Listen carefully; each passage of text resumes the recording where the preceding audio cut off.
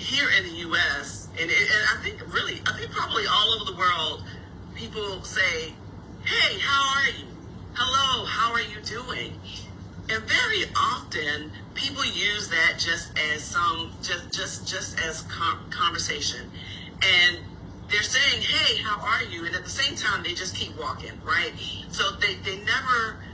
I'm going to put myself in that. I'm not.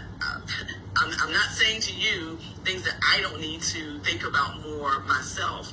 But there are times that it's like we don't even really take time to stop and say, "No, listen, I really want to know, how are you? How are you really doing? What's going on in your life? Talk to me," right? So I think one of the big things in this world is that we become very self-centered, and we think more about ourselves and our own needs. And a lot of times we don't take the time to empathize with others, others that we might work with, others that might be in our household. And so we don't take the time to understand each other, to grasp each other and sort of what we might be going through. We don't take the time to comprehend each other's feelings. We don't take the time to realize or recognize each other's brokenness. We don't take the time to take in each other's pain. And I'm not saying that we should just go around sort of trying to hurt, intentionally hurt.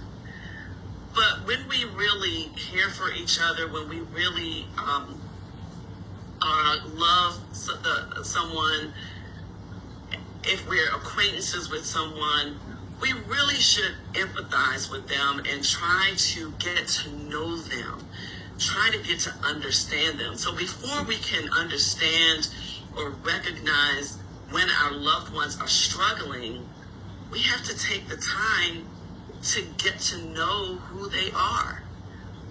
How do they operate? What kinds of things do they like?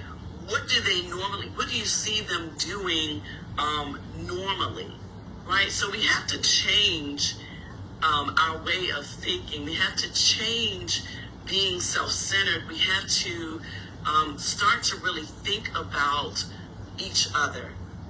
Because just like you want me to think about you and to try to understand you and try to empathize with you, I want the same. It should be a mutual benefit. We can be mutually beneficial to one another. So that is one of the things that I really hope to get across in these, as we do these Mind-O-Mental Mondays.